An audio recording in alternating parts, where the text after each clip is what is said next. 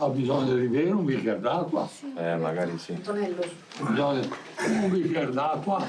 No, c'è l'acqua per vedere. Ci sono i bicchieri. Oh, come si sente? È ancora viva? Sì. L'hanno troppo straportata, sente male.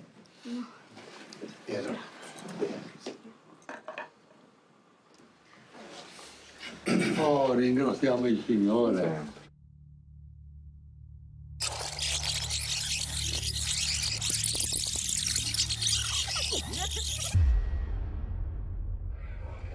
Neil, what do you make of what you've just seen? Absolutely amazing. So there is a, major force at work within her somehow. I don't know the underlying origin of it, but there's an amazing force. It's interesting to see that she is not separated from the environment. She's not in a catatonic state. She's responding to the priest. It didn't appear to be hallucinations. She appeared to be engaged in the process, but resisting. Yeah, it really looks something authentic and real. People who have very severe pain, syndromes, total body pain, for some reason. It can be even cancer, it can be other. There is a treatment, for instance, that intervenes in the cingulum, that they have still the pain, but they don't care about it. So they can tolerate it. It's the emotional aspect of pain. And this is probably what she's describing when she tells you she's total body pain. It may not be really physical pain that she feels, but she experiences as physical pain. I mean, she is all the time in these paroxysms of aggression. I don't understand, again, what she was saying exactly. It's not necessarily directed toward the priest, or is it? I'm not sure. But she is like a caged animal, in a sense. Is this some kind of brain disorder? It looks like the state that we call delirium, which is an agitated disconnection from normal behavior and from the environment. Illogical, often very powerful and energetic, often requires restraint. But delirium, you may see the struggling, you may see some shouting and yelling, but this powerful guttural voice, that seems like it's coming from somewhere else. Sì, mentre serena, è normale. E si dice che guarda, quando tu eri tormentata hai fatto questo, quest'altro. Boh, lei dice non ero io. Non ero io. Non se ne ricorda neppure. Quando ci sono questi assalti del demonio vanno a periodi. Anzi, alle volte sono anche periodi brevi. Per esempio, ci può essere anche un periodo di una settimana, un mese, in cui uno non ha nessun assalto del demonio. In genere, ogni giorno c'è qualche momento in cui uno viene assalito, ma solo nei momenti in cui viene assalito non è padrone di se stesso perché è in trance. Del resto della giornata e della vita è normale, anche se ha sempre delle sofferenze, queste sì, sofferenze fisiche e soprattutto psichiche che l'accompagnano continuamente, mali di testa, eccetera. Disturbi fisici, questi ci sono anche sempre, perché l'uomo è fragile e quindi vessato, tormentato da questi periodi in cui è salito dal demonio, anche quando non è assalito dal demonio, il suo sistema nervoso ne risente. The day of the exorcism happened to be Father Amort's 91st birthday. He was happy, and so was I, because it looked like Christina was cured. Grazie, Signor vi benedica, va benedetto e adesso vi mando tutti a farvi benedire. Do you think she could have been better helped by brain surgery than this religious ritual? I would say unlikely. How many surgeries have you performed, brain surgery? Well, more or less. more than 5,000 over the years. Brain tumors, traumatic brain injury, ruptured brain aneurysms, infections affecting the brain. And I haven't seen this kind of consequence from any of those disorders. Are you prepared to say that there's such a thing as exorcism and demonic possession? Here's the point. Yeah. You have to believe it in order to go through it. If someone does not believe that they are possessed, they won't do this. Yeah, but They will have an MRI. They will see a psychiatrist. They will possibly, I don't know, is it an operation? yeah, but Is it- people are very much context dependent. I mean, you probably will not have this in somebody who has no religious background. Right. Meaning that the religion that they absorb, the themes that they absorb, they obviously change their brain. So, you're asking me, do I believe in exorcism? I only look at it as a behavioral phenomenon. If I were a Catholic priest, okay, or a Jewish rabbi, I may have different explanation. Can I characterize it? Maybe. Can I know how to treat it? No. So something is happening to her, it's clear. But maybe she puts into it the religious context in which she grew up. Because they believe, obviously, they know what's wrong with her. She's possessed by the devil. Are you religious at all yourself? Oh, come on, Bill, you're going to ask me this type of question? Yes. I thought this was about this. No, not about me. No, but what is your thought about God, for example? I do believe that there is a limit to human understanding, okay? And there's really a limit. Behind this limit, I'm willing to place an entity called God. Dr. Fried shared with me this three-dimensional, color-coded image of the human brain. The red section controls movement. The green controls vision. The light blue and dark blue sections control language. That yellow section is a tumor in the left temporal lobe. This tumor can cause seizures that result in hallucinations and language problems. Is it possible that this could be the cause of what we call demonic possession? I'd never seen anything like that before, but I've only practiced neurology for 35 years. I believe that these are behaviors that are generated in her brain. How it's done and what it is, can't say. In patients who have seizures that emanate from the temporal lobe, one of their manifestations in between the seizures is they can become hyper-religious, uncertain what the cause and effect is here. But that is a coincidental linkage between those two phenomena. You don't think that you could take this woman into the normal procedures in neurology and cure this affliction? Only if this proved to be some kind of a seizure, which I don't think it really is. Do you have any belief in exorcism as a possible treatment? I have an open mind about these things because I've seen plenty of things that have occurred during my career and my lifetime that were not explainable at the beginning and have rational basis now. There are plenty of things that we don't understand that are real. For example, radioactivity, right? We can't see it. We don't know what it is. Once it was revealed that this exists and the good and the harm that it could do, that was a whole nother field of science. Are you open to the possibility that an exorcism could relieve this? Well, let's make it analogous to a person who believes in psychiatry, works with a psychiatrist, takes the advice, suggestions, input, no medications, nothing else. It's just two individuals working on a problem that one of them has. If the patient is open and willing to participate, I think the benefit can be realized by that person Through exorcism. through that process of interaction. If we don't understand it, that doesn't mean it doesn't exist.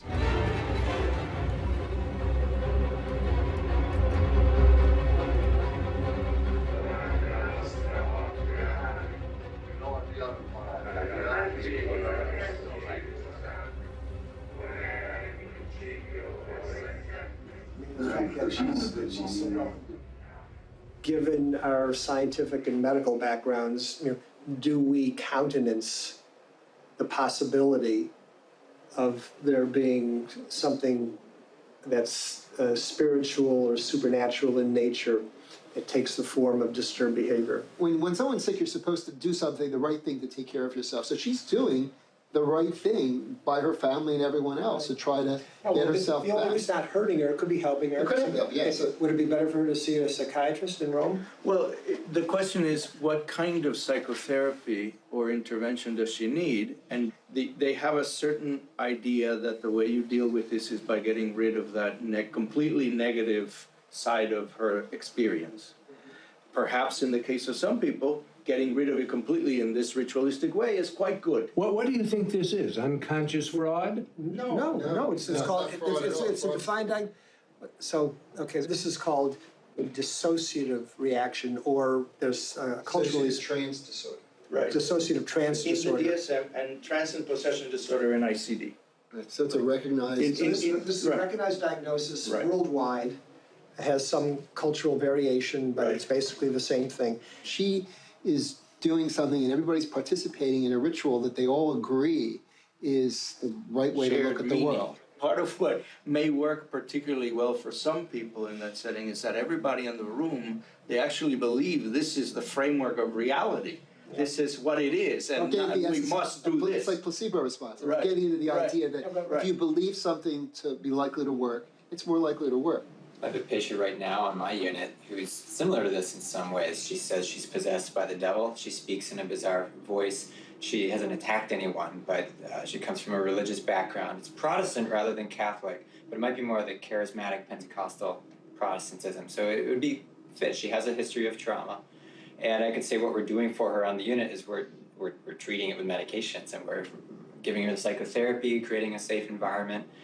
We've seen her before. This runs its course, and she gets better. And we don't take a position during the treatment on, is this really Satan bothering you, or is this you just really being tormented by your illness? The person is expressing a pathology that is understood as possession. She understands it as possession. Her group understands possession.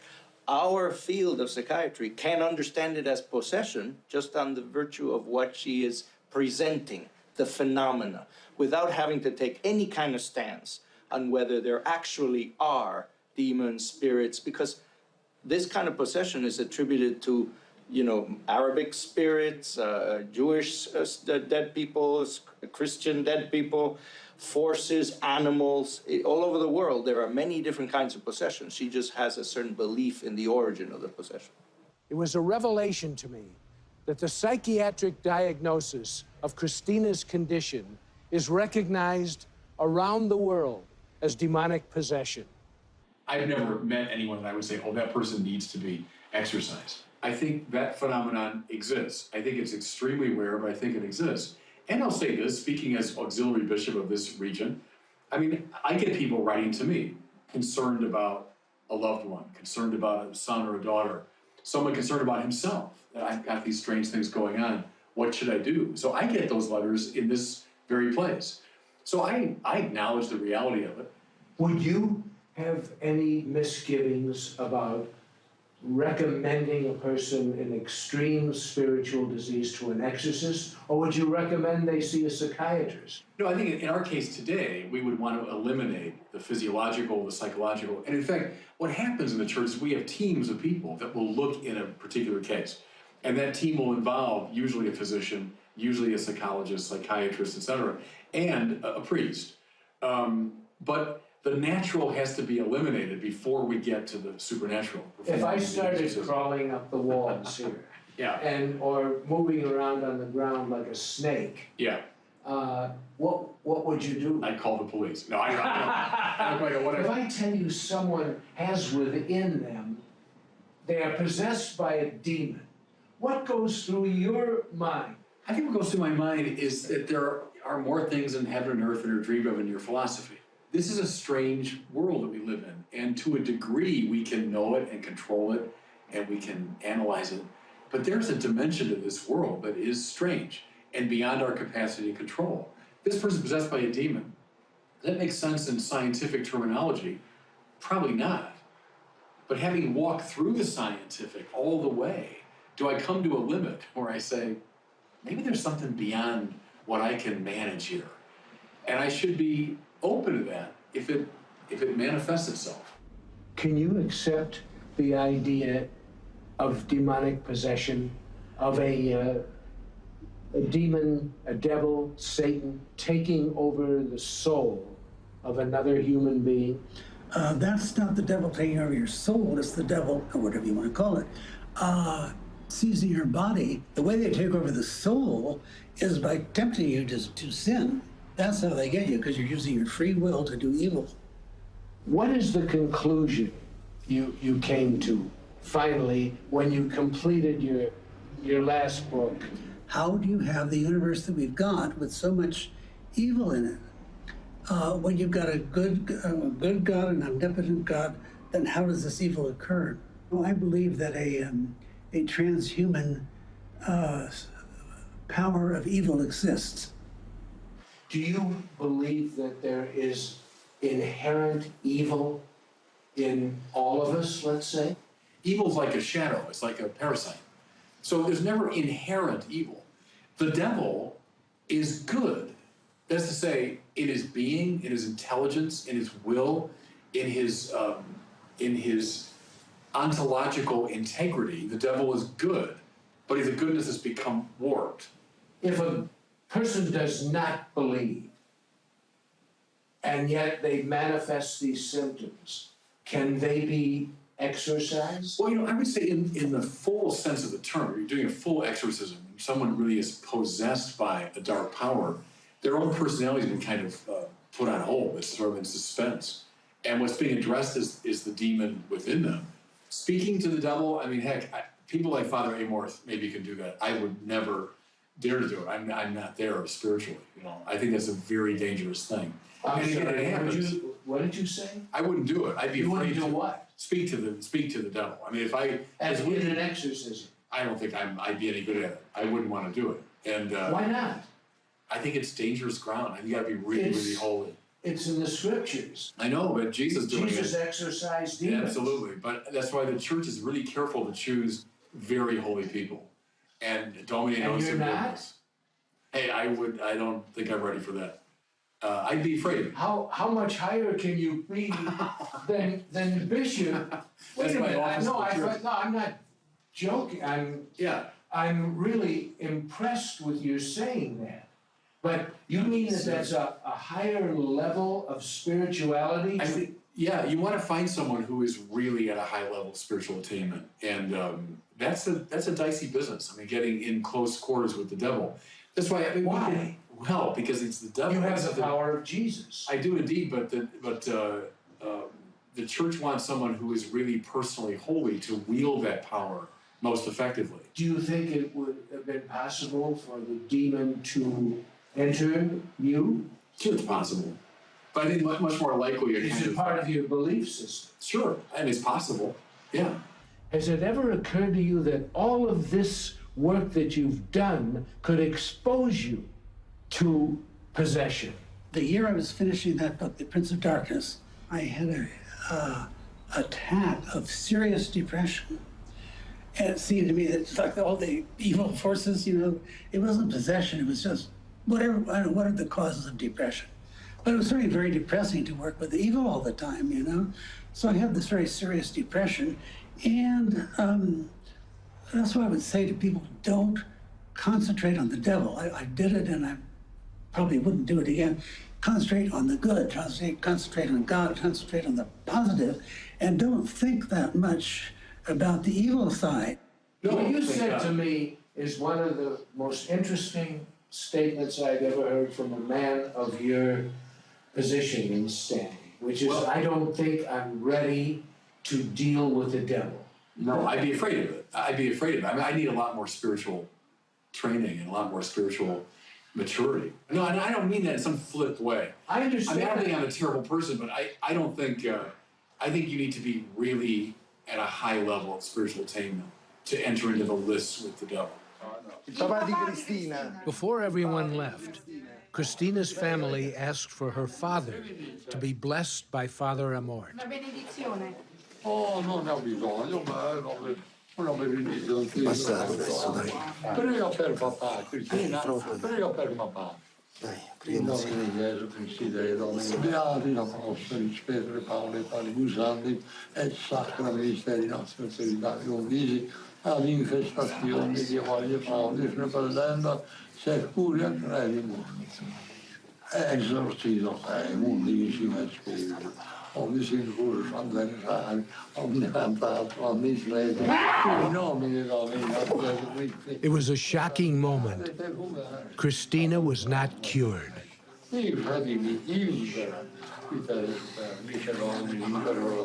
Once again, she fell into a trance state.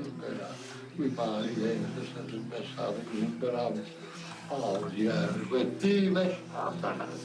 nemici figli, sti generi umani, morti adulteri, giustizia declinato, ma loro urlare,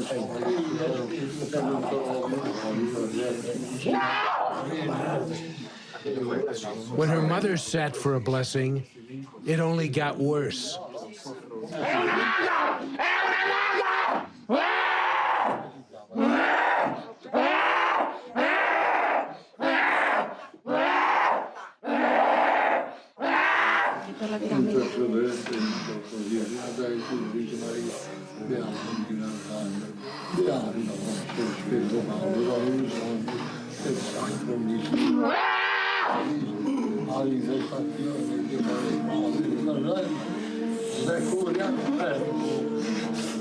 The man in the foreground is Christina's boyfriend, Davide.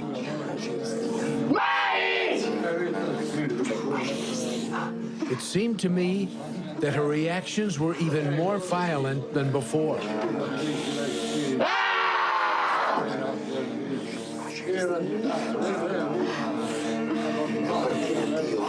This is an actual exorcism.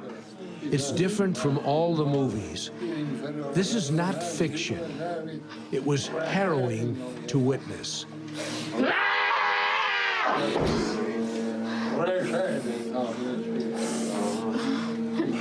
There are many people who suffer, like Christina, from what they believe is the same affliction. But where does this come from? Is this really the random invasion of an external evil force? Cristina, smettila!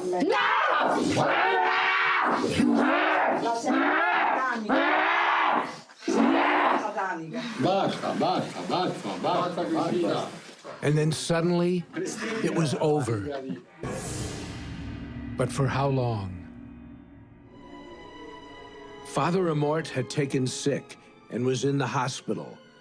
But I made an appointment to meet with Christina in Rome to do a more in-depth interview with her. She called my line producer, Francesco, and rescheduled the meeting to a small town 200 miles southeast of Rome called Alatri. Alatri is an historic village perched on a hill overlooking distant mountains. The central part of the village is surrounded by massive Etruscan walls, pieced together without mortar, like a giant jigsaw puzzle. The narrow alleyways and cobblestone streets are lined with small houses, many of them adorned with oil paintings of the saints. This is a religious town in an old world way. We had to walk about a mile up to the top of a hill to the Acropolis where the meeting was to take place. Within it is the cathedral, considered a sacred place, We were to meet Christina in the park in front of the 12th century basilica. We arrived on time, but Christina wasn't there, and so we waited. It was 120 degrees in the shade. Francesco called Christina on her cell phone. She answered quickly, sounding angry. "Where are you?" she screamed. "We're at the park," Francesco answered. "Where are you?" "I'm where I told you I'd be, at Santa Maria Maggiore, the church in the town square." I didn't take my camera inside. So this is my memory of what happened on July 4th, 2016, when Francesco and I entered the church. It was freezing cold inside, and we were trapped in a living nightmare. Christina was screaming. She slid around the floor in a cheap plastic chair, pulling her boyfriend Davide with her. He tried to hold her around the waist and throat. "Give us back your film," he shouted at me. "No, I want it shown," she screamed in the voice of the demon. I was terrified. Davide stared at me. "If you don't give it back to us, we'll kill you. We'll find your family and we'll kill you all." It was the first time anyone had threatened my life. Francesco and I left the church, left Alatri. For a half hour, neither of us said a word. The sweat and the fear were clinging to us all the way back to Rome.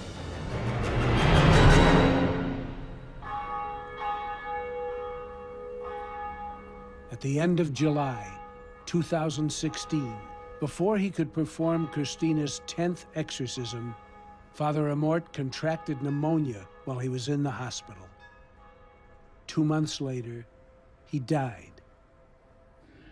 Thousands of people came from all over Italy to his funeral. E con sincera gratitudine verso di lui per il bene che ha fatto a ciascuno di noi con i poteri datigli da Cristo.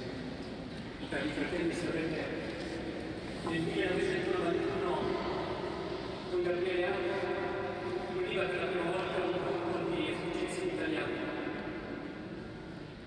E noi, alcuni di essi sono anche oggi presenti qui, nel suo nome.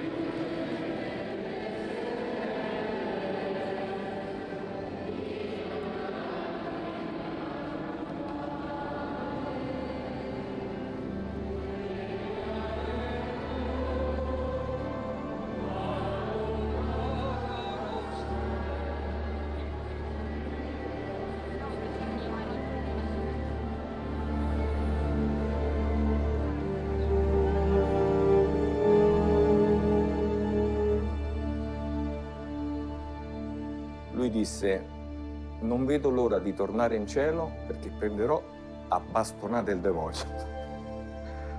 Quando è venuto a mancare, non glielo so dire cosa ho provato. C'è tutta una serie di sensazioni, e non dico sofferenza, però è come quando ti viene a mancare una persona cara. Però non l'ho presa in maniera drastica, oddio, cioè è andato via questa persona che mi ha aiutato tanto. È come se fosse ancora presente per me. Cioè non penso che non ci sia. Grazie, grazie.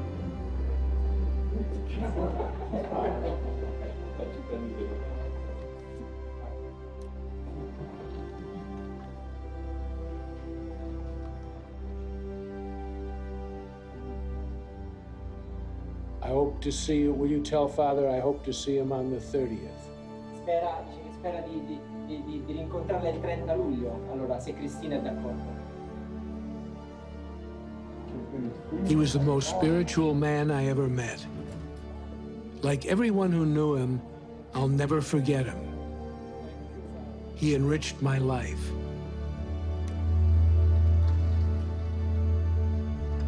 But what about Christina?